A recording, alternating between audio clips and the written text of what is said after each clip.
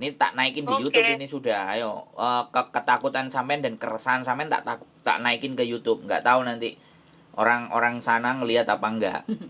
Harapan saya ngelihat sih. Harusnya kan tetap sampean punya hak, cuman mereka nggak tahu lah apa pekerjaannya apa seperti apa atau males apa ngeladeni dan ngelayani kan aku nggak ngerti. Tapi yang jelas kalau kurang iya sih, yang kemarin itu juga nggak banyak yang antri kok aku pas datang itu. Intinya kan kurang dari 6 bulan itu sampean sudah boleh.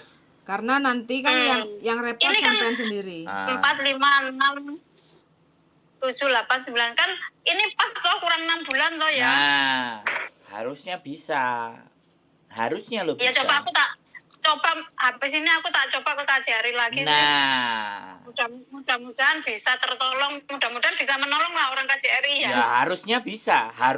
Ya, Cuman kan ya, beda-beda